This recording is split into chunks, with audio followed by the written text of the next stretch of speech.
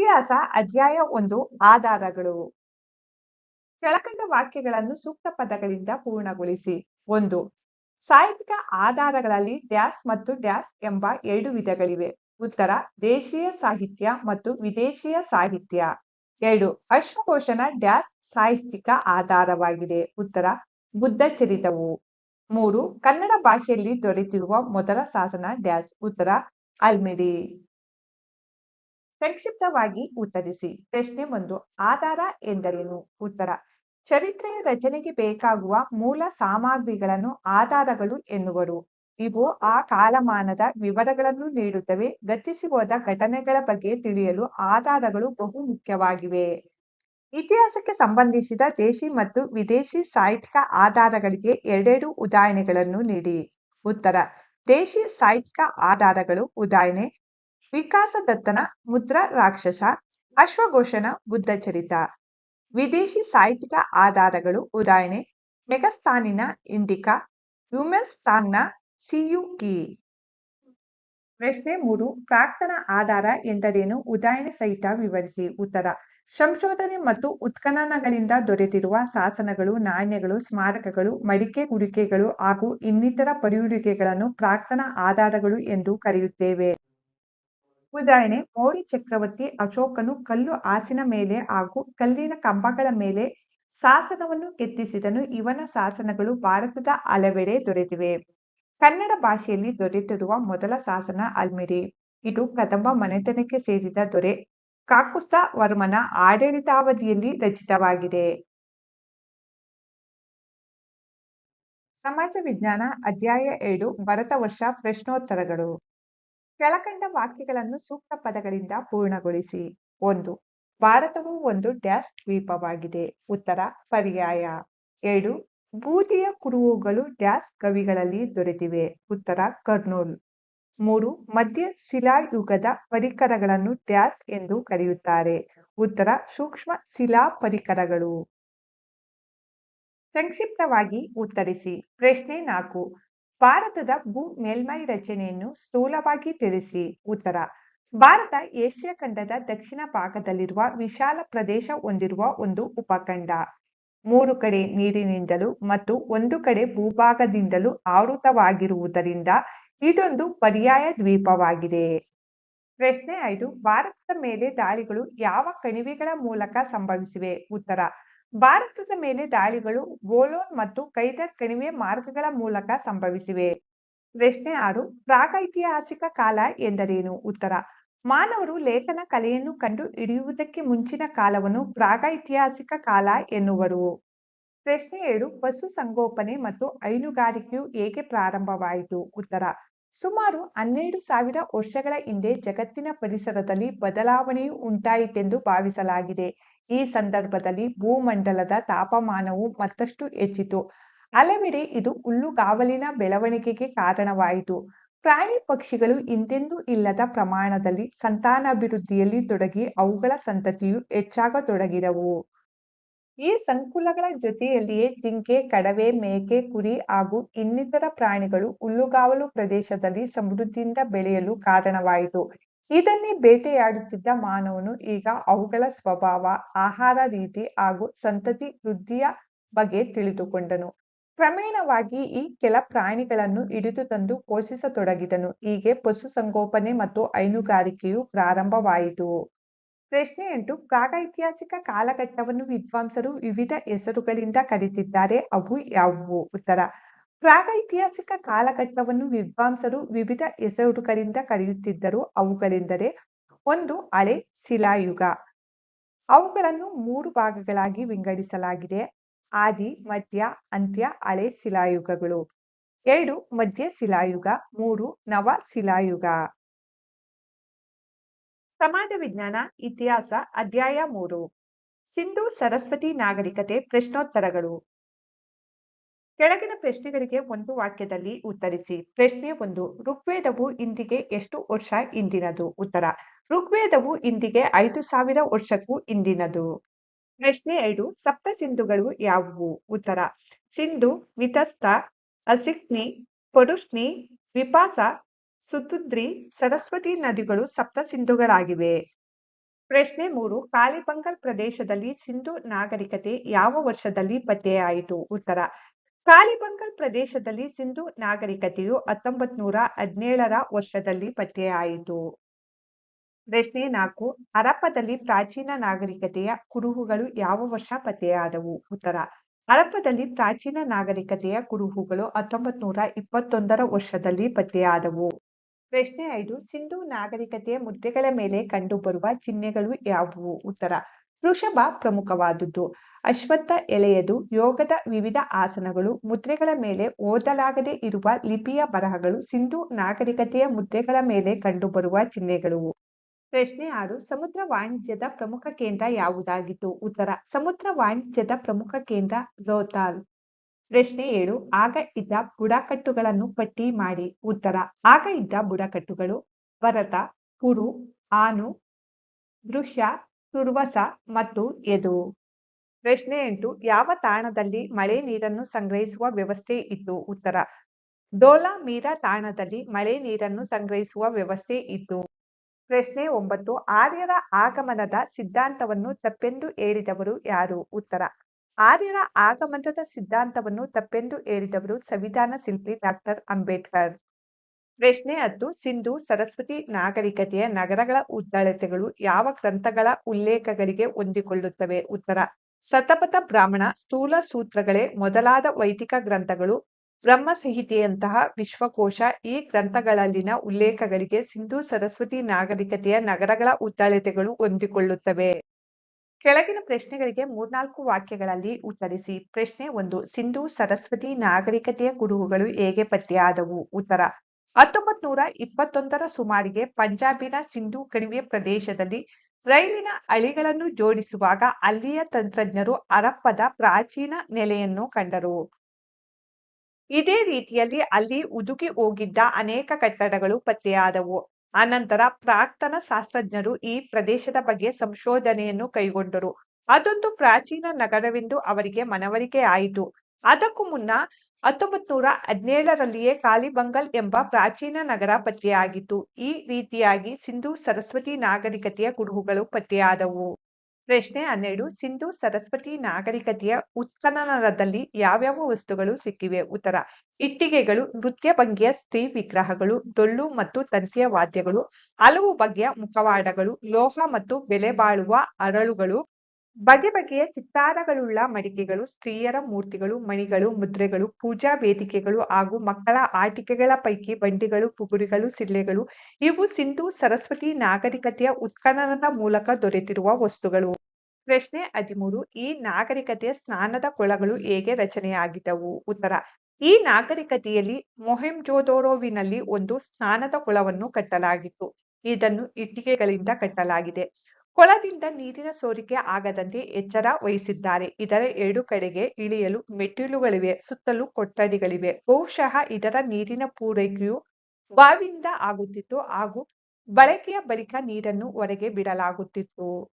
ಪ್ರಶ್ನೆ 14. ಅವರು ಯಾವ್ಯಾವ ಲೋಹಗಳನ್ನು ಬಳಸುತ್ತಿದ್ದರು? ಅವುಗಳ ಕುರುಹುಗಳು ಏನು? ಉತ್ತರ. ಕಂಚು, ತಾಮ್ರ ಮತ್ತು ಇನ್ನಿತರ ಬೆಲೆಬಾಳುವ ಆಭರಣಗಳನ್ನು ಬಳಸುತ್ತಿರಬೇಕು. ಇದರ ಕುರುಹುಗಳೆಂದರೆ ಅಲ್ಲಿ ದೊರೆತಿರುವ ನೃತ್ಯ ಭಂಗಿಯ ಸ್ತ್ರೀ ವಿಗ್ರಹಗಳು, ತಂತಿ ವಾದ್ಯಗಳು, ಲೋಹ ಮತ್ತು ಬೆಲೆಬಾಳುವ ಅರಳುಗಳು, ಲೋಹ, ಶಂಖ ಮತ್ತಿತರ ಪದಾರ್ಥಗಳಿಂದ ಮಾಡಿದ ಬಳೆಗಳು, ಸ್ತ್ರೀಯರ ಮೂರ್ತಿಗಳು. ಪ್ರಶ್ನೆ 15. ಆರ್ಯ ದ್ರಾವಿಡ ಮಿಥ್ಯೆಯನ್ನು ಯಾರು ಸೃಷ್ಟಿಸಿದರು? ಉತ್ತರ. ಆರ್ಯ ದ್ರಾವಿಡ ಮಿಥ್ಯೆಯನ್ನು ಬ್ರಿಟಿಷರು ಸೃಷ್ಟಿಸಿದರು. ಹೇಗೆಂದರೆ 19ನೇ ಶತಮಾನದ ಉತ್ತರಾರ್ಧದಲ್ಲಿ ಭಾರತೀಯರನ್ನು ಜಾತಿ ಧರ್ಮಗಳ ಆಧಾರದಲ್ಲಿ ಒಡೆದು ಆಳುವ ಅನಿವಾರ್ಯತೆ ಬ್ರಿಟಿಷರಿಗೆ ಬಂತು. ಅದಕ್ಕಾಗಿ ಆರ್ಯ ದ್ರಾವಿಡ ಎಂಬ ವಿಭಾಗಗಳನ್ನು ಸೃಷ್ಟಿಸಲಾಯಿತು. ಕ್ರೈಸ್ತ ಮಿಷನರಿಗಳು ದ್ರಾವಿಡ ಎಂಬುದು ಜನಸೂಚಕ ಎಂದು ಮೊದಲು ಪ್ರತಿಪಾದಿಸಿದರು. ನಂತರ ಬಂದ ಕೆಲವು ಇತಿಹಾಸಕಾರರು ಇದನ್ನು ಪ್ರಚಾರ ಮಾಡುತ್ತಾ ಹೋದರು. ಕೆಳಗಿನ ಪ್ರಶ್ನೆಗಳಿಗೆ 7-8 ವಾಕ್ಯಗಳಲ್ಲಿ ಉತ್ತರಿಸಿ. ಪ್ರಶ್ನೆ 16. ಸಿಂಧೂ ಸರಸ್ವತಿ ನಾಗರಿಕತೆಯ ನಗರ ನಿರ್ಮಾಣ ಹೇಗಿತ್ತು ಎಂಬುದನ್ನು ವಿವರಿಸಿ. ಉತ್ತರ. ನಗರವನ್ನು ಅತ್ಯಂತ ಸುವ್ಯವಸ್ಥಿತ ರೀತಿಯಲ್ಲಿ ಕ್ರಮಬದ್ಧವಾಗಿಯೂ ರಚಿಸಲಾಗಿದೆ. ಕ್ರಮಬದ್ಧವಾಗಿ ನಿರ್ಮಿಸಿದ ಮನೆಗಳನ್ನು, ರಸ್ತೆಗಳನ್ನು ಹಾಗೂ ಚರಂಡಿಗಳನ್ನು ನಾವಿಲ್ಲಿ ಕಾಣಬಹುದು. ಸಾಮಾನ್ಯವಾಗಿ ಜನರು 1 ಅಥವಾ 2 ಅಂತಸ್ತಿನ ಮನೆಯನ್ನು ಹೊಂದಿದ್ದರು. ಮನೆಗಳನ್ನು ಸುತ್ತ ಇಟ್ಟಿಗೆಗಳಿಂದ ಕಟ್ಟಲ್ಪಟ್ಟಿದ್ದು ಅವುಗಳ ಗೋಡೆಗಳು ಭದ್ರವಾಗಿದ್ದವು. ಒಳಾಂಗಣದ ಸುತ್ತ ಕೊಠಡಿಗಳಿದ್ದವು. ಪ್ರತಿಯೊಂದು ಮನೆಯಲ್ಲೂ ಸ್ನಾನದ ಕೊಠಡಿಗಳಿರುವುದು ಆಗಿನ ಕಾಲಕ್ಕೆ ಬಹಳ ದೊಡ್ಡ ವಿಷಯವಾಗಿತ್ತು. ಕೆಲವು ಮನೆಗಳಲ್ಲಿ ಬಾವಿಗಳಿದ್ದು ಅವುಗಳಿಂದ ನೀರಿನ ಪೂರೈಕೆಯಾಗುತ್ತಿತ್ತು. ನೀರು ಸಮೃದ್ಧವಾಗಿ ಲಭ್ಯವಿತ್ತು. ಒಳಚರಂಡಿ ವ್ಯವಸ್ಥೆಯನ್ನು ಹೊಂದಿದ್ದವು. ಇಟ್ಟಿಗೆಯಿಂದ ನಿರ್ಮಿಸಲಾಗಿದ್ದ ಚರಂಡಿಗಳನ್ನು ಚಪ್ಪಡಿಗಳಿಂದ ಮುಚ್ಚಲಾಗಿತ್ತು. ಚರಂಡಿಗಳನ್ನು ಕಾಲದಿಂದ ಕಾಲಕ್ಕೆ ಶುಚಿಯಾಗಿಡಲು ಅಲ್ಲಲ್ಲಿ ರಂಧ್ರಗಳನ್ನು ನಿರ್ಮಿಸಿದ್ದರು. ಒಳಚರಂಡಿಯ ವ್ಯವಸ್ಥೆ ಒಂದರಿಂದಲೇ ಆಗಿನ ಕಾಲದ ನಗರ ನಿರ್ಮಾಪಕರ ವ್ಯವಸ್ಥಿತ ಆಲೋಚನೆ ಉನ್ನತವಾಗಿದ್ದವು ಎಂದು ತಿಳಿಯಬಹುದು. ಪ್ರಶ್ನೆ 17 ಸಿಂಧೂ ಸರಸ್ವತಿ ನಾಗರಿಕತೆಯ ಕುರುಹುಗಳು ವೈದಿಕ ಪರಂಪರೆಯ ಅವಿಚ್ಛಿನ್ನತೆಯನ್ನು ತೋರಿಸುತ್ತವೆ ಹೇಗೆ ಎಂಬುದನ್ನು ವಿವರಿಸಿ. ಉತ್ತರ: ಸಿಂಧೂ ಸರಸ್ವತಿ ನಾಗರಿಕತೆಯ ಸ್ಥಳಗಳಲ್ಲಿ ಹಲವಾರು ಚಿಹ್ನೆಗಳು ಹೊಂದಿರುವ ಮುದ್ರೆಗಳು ದೊರೆತಿವೆ. ಆ ಮುದ್ರೆಗಳಲ್ಲಿ ಯೋಗದ ವಿವಿಧ ಆಸನಗಳನ್ನು, ನಮಸ್ಕಾರ ಮುದ್ರೆಗಳನ್ನು ತಳೆದಿರುವ ಅನೇಕ ಮೂರ್ತಿಗಳು ದೊರೆತಿವೆ. ಶಿವನ ವಾಹನವಾಗಿ, ಧರ್ಮದ ಪ್ರತೀಕವಾಗಿ ನಿಲ್ಲುವ ವೃಷಭ, ಯಜ್ಞ ವೃಕ್ಷ ಎಂದು, ಜಗತ್ ಎಂದು ಪ್ರಸಿದ್ಧವಾದ ಅಶ್ವತ್ಥದ ಎಲೆ, ವೈದಿಕ ದರ್ಶನದಲ್ಲಿ ಒಂದಾದ ಯೋಗವೇ ಮೊದಲಾದ ಸಂಗತಿಗಳು ಸಿಂಧೂ ಸರಸ್ವತಿ ನಾಗರಿಕತೆಯಲ್ಲಿ ಕಂಡುಬರುವುದು ವೈದಿಕ ಪರಂಪರೆಯ ಅವಿಚ್ಛಿನ್ನತೆಯನ್ನು ತೋರಿಸುತ್ತದೆ. ಪ್ರಶ್ನೆ 18 ವೇದ ಕಾಲದ ಸಮಾಜ ವ್ಯವಸ್ಥೆ ಹೇಗಿತ್ತು? ಉತ್ತರ: ವೇದ ಕಾಲದಲ್ಲಿ ಹಲವು ರೀತಿಯ ಮನೋಭಾವಗಳಿಗೆ, ಜೀವನದ ವಿಧಾನಗಳಿಗೆ ಅನುಸಾರವಾಗಿ ಬ್ರಾಹ್ಮಣ ಮತ್ತು ಕ್ಷತ್ರಿಯ ಎಂಬ ವರ್ಣಗಳಿದ್ದವು. ವಿದ್ಯೆಯ ಕಲಿಕೆ ಮತ್ತು ಕಲಿಸುವಿಕೆಗಳಲ್ಲಿ ಪ್ರಧಾನವಾಗಿ ತೊಡಗಿದ್ದವರು ಬ್ರಾಹ್ಮಣರಾದರೆ, ಪಾಲನೆ ಮತ್ತು ರಕ್ಷಣೆಗಳ ಬದ್ಧತೆ ಹೊತ್ತವರು ಕ್ಷತ್ರಿಯರು. ಮಿಕ್ಕಂತೆ ಸಾಮಾನ್ಯ ಜನರನ್ನು ವಿಶ್ವಾಹ ಎಂದು ಕರೆಯಲಾಗುತ್ತಿತ್ತು. ವ್ಯಾಪಾರ ವಾಣಿಜ್ಯಗಳಲ್ಲಿ ತೊಡಗಿದ್ದ ವೈಶ್ಯರು ಹಾಗೂ ಎಲ್ಲಾ ಹಂತಗಳಲ್ಲಿಯೂ ದುಡಿಯುವ ಶೂದ್ರರು ಮಿಕ್ಕೆರಡು ವರ್ಣಗಳು. ಆಳ್ವಿಕೆಯಲ್ಲಿ ಸೂಕ್ತ ಸಲಹೆ ನೀಡಲು ಸಭಾ ಮತ್ತು ಸಮಿತಿ ಎಂಬ ವ್ಯವಸ್ಥೆಗಳಿದ್ದವು. ಸಭೆಯು ಅನೇಕ ಜನಪ್ರತಿನಿಧಿಗಳನ್ನು ಹೊಂದಿದ್ದರೆ, ಸಮಿತಿಯು ನಿರ್ದಿಷ್ಟವಾದ ಕೆಲವೇ ತಜ್ಞರನ್ನು ಹೊಂದಿರುತ್ತಿತ್ತು. ಪುರೋಹಿತ, ಸೇನಾನಿ, ಗ್ರಾಮಿಣಿ ಮೊದಲಾದವರು ರಾಜ್ಯಭಾರದಲ್ಲಿ ನೆರವಾಗುತ್ತಿದ್ದರು. ಪುರೋಹಿತರು ರಾಜನ ಗುರು ಮತ್ತು ಮಾರ್ಗದರ್ಶಿಗಳಾಗಿರುತ್ತಿದ್ದರು. ಸೇನಾನಿಗಳು ಹೆಚ್ಚಾಗಿ ಆಡಳಿತದಲ್ಲಿ, ಗ್ರಾಮದ ವ್ಯವಸ್ಥೆಯಲ್ಲಿ ತೊಡಗುತ್ತಿದ್ದರು. ಗ್ರಾಮೀಣಗಳು ಆಡಳಿತದ ಮೂಲಕ ಘಟಕವಾದ ಹಳ್ಳಿಗಳಲ್ಲಿಯ ಜನಸಾಮಾನ್ಯರ ಹಿತವನ್ನು ನೋಡಿಕೊಳ್ಳುತ್ತಿದ್ದರು. ಪ್ರಶ್ನೆ 19 ವೇದ ಕಾಲದ ಕೃಷಿ ಮತ್ತು ವ್ಯಾಪಾರಗಳ ಬದುಕು ಹೇಗಿತ್ತು? ಉತ್ತರ: ಋಗ್ವೇದ ಕಾಲದಲ್ಲಿ ಬೇಸಾಯ ಪ್ರಮುಖ ವೃತ್ತಿಯಾಗಿತ್ತು. ಪಶುಸಂಗೋಪನೆ ಪೂರಕ ವೃತ್ತಿಯಾಗಿತ್ತು. ಅವರ ಆಹಾರ ಬಾರ್ಲಿ, ಅಕ್ಕಿ, ಮೀನು, ಮಾಂಸ ಅವರ ಆಹಾರವಾಗಿತ್ತು. ಉತ್ತರ ವೇದಗಳ ಕಾಲದಲ್ಲಿ ಪಶುಸಂಗೋಪನೆ ಪ್ರಮುಖ ಕಸುಬಾಗಿತ್ತು. ಕುಶಲ ಕಸುಬುಗಳಾದ ಮರಗೆಲಸ, ಲೋಹಗಾರಿಕೆ, ನೇಯ್ಗೆ, ಮಡಿಕೆ ತಯಾರಿಕೆ ಋಗ್ವೇದ ಕಾಲದಲ್ಲಿ ಬಳಕೆಯಲ್ಲಿತ್ತು. ಸಂಪತ್ತಿನ ಮೌಲ್ಯವಾದ ಧನಗಳು ವ್ಯಾಪಾರ ವಿನಿಮಯದ ಮೂಲಗಳಾಗಿದ್ದವು. ವಸ್ತು ವಿನಿಮಯ ವ್ಯಾಪಾರವೇ ಹೆಚ್ಚು ಪ್ರಚಲಿತದಲ್ಲಿತ್ತು. ಭತ್ತ, ಬಾರ್ಲಿ, ದ್ವಿದಳ ಧಾನ್ಯಗಳು, ಎಳ್ಳು ಮತ್ತು ಗೋಧಿಯನ್ನು ಬೆಳೆಯುತ್ತಿದ್ದರು. ಹಣ್ಣಿನ ಮರಗಳನ್ನು ಬೆಳೆಸಲಾಗುತ್ತಿತ್ತು. ಸಮಾಜ ವಿಜ್ಞಾನ ಅಧ್ಯಾಯ 4 ಜಗತ್ತಿನ ಕೆಲವು ಪ್ರಮುಖ ನಾಗರಿಕತೆಗಳು. ಪ್ರಶ್ನೋತ್ತರ: ಕೆಳಕಂಡ ವಾಕ್ಯಗಳನ್ನು ಸೂಕ್ತ ಪದಗಳಿಂದ ಪೂರ್ಣಗೊಳಿಸಿ. 1. ಹೀರೋಗ್ಲೈಫಿಕ್ಸ್ ಅನ್ನು ಡ್ಯಾಶ್ ಎಂದು ಕರೆಯುತ್ತಾರೆ. ಉತ್ತರ: ಪವಿತ್ರ ಬರವಣಿಗೆ. 2. ಈಜಿಪ್ಟರನ್ನು ಆಳಿದ ರಾಜರುಗಳನ್ನು ಡ್ಯಾಶ್ ಎಂದು ಕರೆಯುತ್ತಿದ್ದರು. ಉತ್ತರ: ಫ್ಯಾರೋ. 3. ಗ್ರೀಕರು ಮೆಸೊಪೊಟೇಮಿಯಾವನ್ನು ಡ್ಯಾಶ್ ಎಂದು ಕರೆದರು. ನದಿಗಳ ನಡುವೆ ನಾಡು. 4. ಅಮೋರೇತರ ಸುಪ್ರಸಿದ್ಧ ದೊರೆ ಡ್ಯಾಶ್. ಉತ್ತರ: ಹಮ್ಮುರಬಿ. 5. ಪ್ರಿನ್ಸೆಪ್ ಎಂದರೆ ಡ್ಯಾಶ್. ಉತ್ತರ: ರಾಜ್ಯದ ಮೊದಲ ನಾಗರಿಕ. 6. ರೋಮನ್ನರ ಭಾಷೆ ಡ್ಯಾಶ್. ಉತ್ತರ: ಲ್ಯಾಟಿನ್. 7. ಟೆಕ್ಸ್ಕೋಕೊ ಎಂಬುದು ಮೆಕ್ಸಿಕೋದಲ್ಲಿನ ಒಂದು ಡ್ಯಾಶ್. ಉತ್ತರ: ಸರೋವರ. 8. ಇಂಕಾಗಳ ಆರಾಧ್ಯ ದೈವ ಡ್ಯಾಶ್. ಉತ್ತರ: ಸೂರ್ಯದೇವ. ಹೊಂದಿಸಿ ಬರೆಯಿರಿ. ಹೊಂದಿಸಿ ಬರೆಯಲಾಗಿದೆ. ಅವಾಂಗೊ ನದಿ ಚೀನಾ, ಕ್ಯೂನಿಫಾರ್ ಮೆಸೊಪೊಟೇಮಿಯಾ, ಕ್ಲಿಯೋಪಾತ್ರ ಈಜಿಪ್ಟಿನ ಕಡೆಯ ರಾಣಿ, ಹಮ್ಮುರಬಿ ಅಮೋರೇಟರ್ ದೊರೆ, ಚೀನಾದ ಮನೆತನ, ಸಾಮ್ಗ್. ಸಂಕ್ಷಿಪ್ತವಾಗಿ ಉತ್ತರಿಸಿ. ಪ್ರಶ್ನೆ 14 ಪ್ರಾಚೀನ ಕೊಲಂಬಿಯಾದ ನಾಗರಿಕತೆಗಳು ಯಾವುವು? ಉತ್ತರ: ಮಾಯಾ, ಅಜ್ಟೆಕ್ ಮತ್ತು ಇಂಕಾ ಪ್ರಾಚೀನ ಕೊಲಂಬಿಯಾದ ನಾಗರಿಕತೆಗಳು. ಪ್ರಶ್ನೆ 15 ಮಾಯನ್ನರು ಯಾರು? ಉತ್ತರ: ಮೆಕ್ಸಿಕೋದ ಯುಕಟೇನ್ ಪ್ರದೇಶದಲ್ಲಿನ ಅಮೆರಿಕಾದ ಇಂಡಿಯನ್ ಮೂಲ ನಿವಾಸಿಗಳನ್ನು ಮಾಯನ್ನರು ಎನ್ನುವರು. ಪ್ರಶ್ನೆ 16 ಮಮ್ಮಿಗಳನ್ನು ಏಕೆ ಸಂರಕ್ಷಿಸುತ್ತಿದ್ದರು? ಉತ್ತರ: ಸತ್ತವರ ದೇಹವನ್ನು ವಿವಿಧ ರಾಸಾಯನಿಕಗಳಿಂದ ಲೇಪಿಸಿ ತೆಳುವಾದ ಬಟ್ಟೆಯಿಂದ ಸುತ್ತಿಡುತ್ತಿದ್ದರು. ಈ ದೇಹವನ್ನು ವಿಶೇಷವಾಗಿ ತಯಾರಿಸಿದ್ದ ಶವಪೆಟ್ಟಿಗೆಯಲ್ಲಿ ಇಡಲಾಗುತ್ತಿತ್ತು. ಇಡೀ ದೇಹವೆಲ್ಲ ಆವರಿಸುವಂತೆ ಅವರನ್ನು ಸಂರಕ್ಷಿಸುತ್ತಿದ್ದರು. ಪ್ರಶ್ನೆ 17. ಪಿರಮಿಡ್‌ಗಳ ಬಗ್ಗೆ ಲಘು ಟಿಪ್ಪಣಿ ಬರೆಯಿರಿ. ಉತ್ತರ: ಈಜಿಪ್ಟರು ಸಮಾಧಿಗಳನ್ನು ಬೆಟ್ಟಗಳ ಬಂಡೆಯನ್ನು ಕೊರೆದು ರಚಿಸಿದ್ದರು. ನಂತರದಲ್ಲಿ ಚಿರ ನಿದ್ರೆಯಲ್ಲಿರುವವರನ್ನು ಯಾರೂ ಬಾಧಿಸದಂತೆ ಬೃಹತ್ ಶಿಲೆಗಳನ್ನು ಬಳಸಿ ಗೋಪುರದಂತೆ ಸಮಾಧಿಯ ಮೇಲೆ ಕಟ್ಟಡವನ್ನು ಕಟ್ಟಲಾಯಿತು. ಸ್ಪರ್ಧೆಯಂತೆ ಶ್ರೀಮಂತರು ಹಾಗೂ ದೊರೆಗಳು ಅತ್ಯಂತ ಎತ್ತರ ಗೋಪುರದ ಶಿಖರವನ್ನು ಕಟ್ಟಿದ್ದರು. ಗ್ರೀಕರು ಇದನ್ನು ಪಿರಮಿಡ್ ಎಂದು ಕರೆಯುತ್ತಿದ್ದರು. ಪ್ರಶ್ನೆ 18. ಅವಾಂಗೋ ನದಿ ಚೀನಾದ ದುಗುಡ ಹೇಗೆ? ಉತ್ತರ: ಅವಾಂಗೋ ನದಿಯು ಪ್ರವಾಹದ ನಂತರ ತನ್ನ ಹಾದಿಯನ್ನು ಬದಲಿಸುವುದರಿಂದ ಮನೆಗಳು ಮತ್ತು ಕೃಷಿ ಭೂಮಿ ನೆರೆಗೆ ಆಹುತಿಯಾಗುತ್ತಿದ್ದವು. ಇದು ಅಲ್ಲಿನ ಕಾಲುವೆಗಳನ್ನೆಲ್ಲ ನಿಷ್ಕ್ರಿಯಗೊಳಿಸುತ್ತಿತ್ತು. ಆದ್ದರಿಂದ ಇದು ಚೀನಾದ ದುಗುಡ ನದಿ ಎಂದು ಕರೆಯುತ್ತಾರೆ.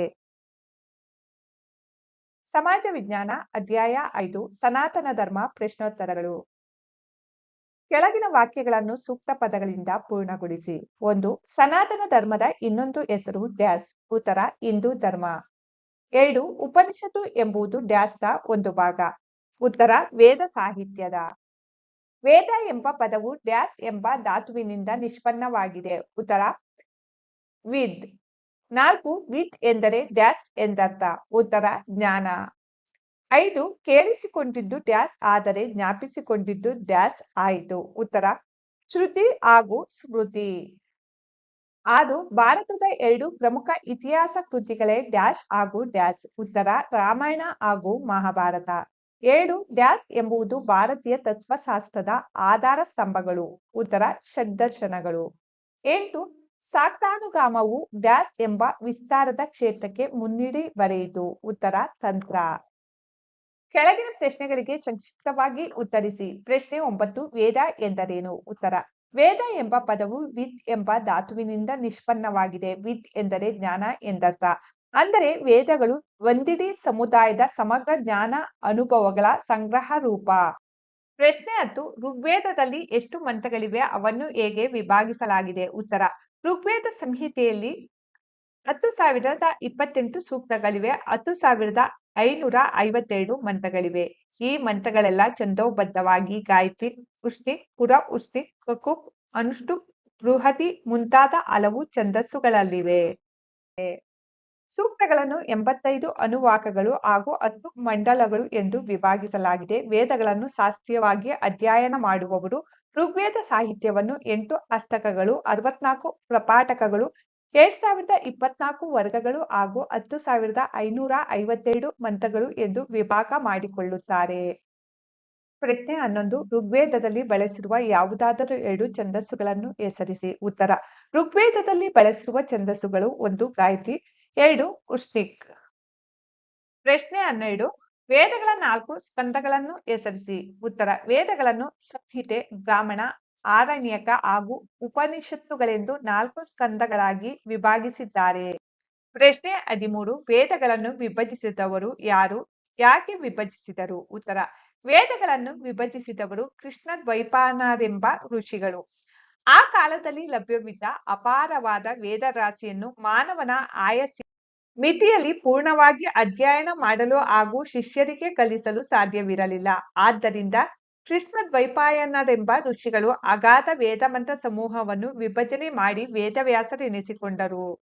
ಪ್ರಶ್ನೆ 14. ಶಕ್ತಿ ವಿಶಿಷ್ಟಾದ್ವೈತದ ಪರಂಪರೆಯಲ್ಲಿ ಬಂದ 4 ಪಂಥಗಳನ್ನು ಹೆಸರಿಸಿ. ಉತ್ತರ: ಪಾಶುಪತ, ಕಾಳಮುಖ, ಕಪಾಲಿಕ, ಮಹೇಶ್ವರ, ಲಾಕುಲಿಶ ಇವು ಶಕ್ತಿ ವಿಶಿಷ್ಟಾದ್ವೈತದ ಪರಂಪರೆಯಲ್ಲಿ ಬಂದ 4 ಪಂಥಗಳು. ಪ್ರಶ್ನೆ 15. ಆಸ್ತಿಕ ಸಾಹಿತ್ಯ ಎಂದರೇನು? ಯಾವುದಾದರೂ 2 ಆಸ್ತಿಕ ಸಾಹಿತ್ಯಗಳನ್ನು ಹೆಸರಿಸಿ. ಉತ್ತರ: ದೇವರ ಇರುವಿಕೆಯ ಅಗತ್ಯವೇ ಇಲ್ಲದೆ ಬೆಳೆದು ಬಂದ ಸಾಂಖ್ಯ ಮತ್ತು ಪೂರ್ವ ಮೀಮಾಂಸಾ ದರ್ಶನಗಳು ಆಸ್ತಿಕ ಸಾಹಿತ್ಯ ಎಂದು ಕರೆಯಲ್ಪಡುತ್ತವೆ. 2 ಆಸ್ತಿಕ ಸಾಹಿತ್ಯಗಳು ರಾಮಾಯಣ ಹಾಗೂ ಮಹಾಭಾರತ. ಪ್ರಶ್ನೆ 16. ಸೂತ್ರ ಎಂದರೇನು? ಸೂತ್ರ ಸಾಹಿತ್ಯಕ್ಕೆ ಉದಾಹರಣೆ ಕೊಡಿ. ಉತ್ತರ: ಅಸಂದಿಗ್ಧವಾದ ಅಲ್ಪ ಅಕ್ಷರಗಳಿರುವ ಸಮಗ್ರ ಅರ್ಥವನ್ನು ಕೊಡುವ ವಿಶ್ವಾಸಾತ್ಮಕವಾದ ಸಾಲುಗಳನ್ನು ಸೂತ್ರ ಎನ್ನುವರು. ಸೂತ್ರ ಸಾಹಿತ್ಯಕ್ಕೆ ಉದಾಹರಣೆ: ಪತಂಜಲಿ ಮುನಿಗಳ ಯೋಗಸೂತ್ರ, ಗೌತಮ ಮುನಿಗಳ ನ್ಯಾಯಸೂತ್ರ. ಪ್ರಶ್ನೆ 17 ಸನಾತನ ಧರ್ಮ ಹಾಗೂ ಸೆಮಿಟಿಕ್ ರಿಲಿಜನ್ಗಳ ನಡುವಿನ ವ್ಯತ್ಯಾಸ ಏನು? ಉತ್ತರ ಸನಾತನ ಧರ್ಮ ಹಾಗೂ ಸೆಮಿಟಿಕ್ ರಿಲಿಜನ್. ಸನಾತನ ಧರ್ಮ ಇಲ್ಲಿನ ಅನುಯಾಯಿಗಳು ಒಬ್ಬರು ದೇವದೂತ, ಏಕದೇವ, ಏಕಗ್ರಹ ಇವಿಷ್ಟನ್ನು ನಂಬುತ್ತಿರಲಿಲ್ಲ. ಸೆಮಿಟಿಕ್ ರಿಲಿಜನ್ ಇಲ್ಲಿನ ಅನುಯಾಯಿಗಳು ಒಬ್ಬರು ದೇವದೂತ, ಏಕದೇವ, ಏಕಗ್ರಂಥ ಇವಿಷ್ಟನ್ನು ನಂಬುತ್ತಿದ್ದರು. ಸನಾತನ ಧರ್ಮ ಇವರು ಹಲವು ದೇವರುಗಳನ್ನು ಪೂಜಿಸುತ್ತಿದ್ದರು. ಸೆಮಿಟಿಕ್ ರಿಲಿಜನ್ ಇವರು ಒಂದೇ ಒಂದು ದೇವರನ್ನು ಪೂಜಿಸುತ್ತಿದ್ದರು.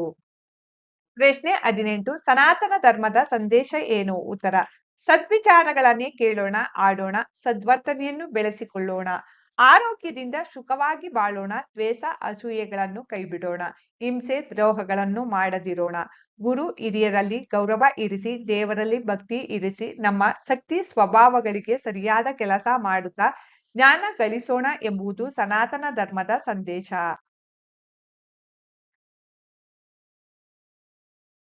ಸಮಾಜ ವಿಜ್ಞಾನ ಅಧ್ಯಾಯ 6 ಜೈನ ಮತ್ತು ಬೌದ್ಧ ಮತಗಳು ಪ್ರಶ್ನೋತ್ತರ. ಬಿಟ್ಟ ಸ್ಥಳಗಳಲ್ಲಿ ಸೂಕ್ತ ಪದಗಳಿಂದ ಭರ್ತಿ ಮಾಡಿ. 1. ಜೈನರ ಮೊದಲ ತೀರ್ಥಂಕರನು ಡ್ಯಾಸ್. ಉತ್ತರ ಋಷಭ. 2. ವರ್ಧಮಾನನು ಜನಿಸಿದ ಸ್ಥಳ ಡ್ಯಾಸ್. ಉತ್ತರ ವೈಶಾಲಿಯ ಕುಂಡಲ ಗ್ರಾಮ. 3. ಮಹಾವೀರನು ತನ್ನ 42ನೇ ವಯಸ್ಸಿನಲ್ಲಿ ಡ್ಯಾಸ್ ಪಡೆದನು. ಉತ್ತರ ಕೈವಲ್ಯ ಜ್ಞಾನ. 4. ಮಹಾವೀರನು ತನ್ನ 72ನೇ ವಯಸ್ಸಿನಲ್ಲಿ ಡ್ಯಾಸ್ ಎಂಬಲ್ಲಿ ನಿರ್ವಾಣ ಹೊಂದಿದನು. ಉತ್ತರ ಬಿಹಾರದ ಪಾವಪುರಿ. 5. ಗೌತಮ ಬುದ್ಧನ ಮೊದಲ ಹೆಸರು ಡ್ಯಾಸ್. ಉತ್ತರ ಸಿದ್ಧಾರ್ಥ. 6. ಬುದ್ಧನು ತನ್ನ ಮೊದಲನೇ ಬೋಧನೆಯನ್ನು ಡ್ಯಾಸ್ ದಲ್ಲಿ ಮಾಡಿದನು. ಉತ್ತರ ಸಾರಾನಾಥದ ಜಿಂಕೆವನದಲ್ಲಿ. 7. ಬುದ್ಧನ ಮೊದಲನೇ ಬೋಧನೆಯನ್ನು ಡ್ಯಾಸ್ ಎಂದು ಕರೆಯಲಾಗಿದೆ. ಉತ್ತರ ಧರ್ಮಚಕ್ರ ಪ್ರವರ್ತನೆ. ಈ ಕೆಳಕಂಡ ಪ್ರಶ್ನೆಗಳಿಗೆ ಸಂಕ್ಷಿಪ್ತವಾಗಿ ಉತ್ತರಿಸಿ. ಪ್ರಶ್ನೆ 8 ಮಹಾವೀರನ ಜೀವನ ಕುರಿತು ಬರೆಯಿರಿ. ಉತ್ತರ ವರ್ಧಮಾನ ಮಹಾವೀರನು ವೈಶಾಲಿಯ ಕುಂಡಲ ಗ್ರಾಮದಲ್ಲಿ ಜನಿಸಿದನು. ಇವನ ತಂದೆ ಸಿದ್ಧಾರ್ಥ, ತಾಯಿ ತ್ರಿಶಾಲಾದೇವಿ. ತನ್ನ 30ನೇ ವಯಸ್ಸಿನಲ್ಲಿ ಸತ್ಯಾನ್ವೇಷಣೆಯ ಹುಡುಕಾಟದಲ್ಲಿ ತೊಡಗಿದ್ದ ಈತ ಮನೆಯನ್ನು ತ್ಯಜಿಸಿದನು. ನಂತರ ಇವನು 12 ವರ್ಷಗಳ ಕಾಲ ಸತ್ಯದ ಹುಡುಕಾಟದಲ್ಲಿ ಅಲೆದಾಡಿದ. ತಪಸ್ಸು ಮಾಡಿದ ಇವನು ಉಪವಾಸ ಮಾಡುವ ಮೂಲಕ ಸ್ವತಃ ತನ್ನ ದೇಹವನ್ನು ದಂಡಿಸಿಕೊಂಡನು. 45ನೇ ವಯಸ್ಸಿನಲ್ಲಿ ಕೈವಲ್ಯ ಜ್ಞಾನವನ್ನು ಪಡೆದನು. ಇವನು ಇಂದ್ರಿಯಗಳನ್ನು ನಿಗ್ರಹಿಸಿ ಸುಖ ಹಾಗೂ ಯಾತನೆಗಳ ಮೇಲೆ ನಿಯಂತ್ರಣವನ್ನು ಸಾಧಿಸಿಕೊಂಡ. ಈ ಸಾಧನೆಗಾಗಿ ಇವನು ಮಹಾವೀರನೆಂದು ಕರೆಸಿಕೊಂಡು ಜೀರ್ಣನಾದನು. ಅವನ ಅನುಯಾಯಿಗಳನ್ನು ಜೈನರೆಂದು ಕರೆಯುತ್ತಾರೆ. ಮಹಾವೀರನು ತನ್ನ ಉಳಿದ 30 ವರ್ಷಗಳ ಬದುಕನ್ನು ಗಂಗಾ ಮತ್ತು ಯಮುನಾ ನದಿಗಳ ಪ್ರದೇಶದ ಜೊತೆಗೆ ತನ್ನ ತಿಳಿವನ್ನು ಬೋಧಿಸುತ್ತಾ ಕಳೆದನು ಮತ್ತು ಪಶ್ಚಿಮ ಭಾರತಕ್ಕೂ ಬೋಧಿಸುತ್ತಾ ಪ್ರಯಾಣಿಸಿದನು. ಇವರು ತನ್ನ 72ನೇ ವಯಸ್ಸಿನಲ್ಲಿ ಬಿಹಾರದ ಪಾವಪುರಿ ಎಂಬಲ್ಲಿ ನಿರ್ವಾಣವನ್ನು ಹೊಂದಿದರು. ಪ್ರಶ್ನೆ 9 ತ್ರಿರತ್ನಗಳೆಂದರೇನು? ಉತ್ತರ ಮಹಾವೀರನು ನಡವಳಿಕೆಯ 3 ನಿಯಮಗಳನ್ನು ಬೋಧಿಸಿದನು. ಇವುಗಳನ್ನು ತ್ರಿರತ್ನಗಳೆಂದು ಕರೆಯುತ್ತಾರೆ. ಅವುಗಳೆಂದರೆ 1 ಸಮ್ಯಕ್ ಜ್ಞಾನ, 2 ಸಮ್ಯಕ್ ದರ್ಶನ, 3 ಸಮ್ಯಕ್ ಚಾರಿತ್ರ. ಪ್ರಶ್ನೆ 10 ಜೈನರ ಪಂಗಡಗಳನ್ನು ಹೆಸರಿಸಿ. ಉತ್ತರ ಜೈನರಲ್ಲಿ ಶ್ವೇತಾಂಬರ ಹಾಗೂ ದಿಗಂಬರರೆಂಬ 2 ಮುಖ್ಯ ಪಂಗಡಗಳಿವೆ. ಪ್ರಶ್ನೆ 11 ಮಧ್ಯಮ ಪಂಥವೆಂದರೇನು? ಉತ್ತರ ಆಸೆಯೇ ದುಃಖಕ್ಕೆ ಮೂಲ ಕಾರಣ ಎಂಬ ಸತ್ಯವನ್ನು ಬುದ್ಧನು ಕಂಡನು. ಅತಿಯಾದ ಆಸೆಯ ವಿಮುಕ್ತಿಯಿಂದ ಮಾತ್ರ ನೆಮ್ಮದಿಯ ಬದುಕು ಸಾಧ್ಯ. ಆಸೆಯ ವಿಮುಕ್ತಿಗಾಗಿ ಅಷ್ಟಾಂಗಿಕ ಮಾರ್ಗವನ್ನು ಬುದ್ಧನು ಬೋಧಿಸಿದನು. ಇದನ್ನು ಮಧ್ಯಮ ಪಂಥವೆಂದು ಕರೆಯುವರು. ಪ್ರಶ್ನೆ 12 ಹೊಸ ಧರ್ಮದಿಂದ ಪ್ರೇರಿತರಾದವರು ಯಾರು? ಉತ್ತರ ಶ್ರೀಮಂತ ವರ್ತಕರು, ಕುಶಲಕರ್ಮಿಗಳು, ಸಾಮಾನ್ಯ ಜನರು ಹೊಸ ಧರ್ಮದ ಪ್ರತಿಪಾದನೆಯಿಂದ ಪ್ರೇರಿತರಾದವರು. ಪ್ರಶ್ನೆ 13 ತ್ರಿಪಿಟಕಗಳ ಬಗ್ಗೆ ಟಿಪ್ಪಣಿ ಬರೆಯಿರಿ. ಉತ್ತರ ಬುದ್ಧನ ಮರಣದ ನಂತರ ಅವನ ಅನುಯಾಯಿಗಳು ಬುದ್ಧನ ಬೋಧನೆ ಹಾಗೂ ಸಂಪ್ರದಾಯವನ್ನು ತ್ರಿಪಿಟಕಗಳಲ್ಲಿ ಕ್ರೋಢೀಕರಿಸಿದರು. ಇವು ವಿನಯ, ಸುತ ಹಾಗೂ ಅಭಿಧಮ್ ಪೀಠಕವೆಂದು ಕರೆಯಲ್ಪಟ್ಟಿವೆ. ಇವುಗಳನ್ನೇ ತ್ರಿಪಿಟಕಗಳೆಂದು ಕರೆಯುವರು.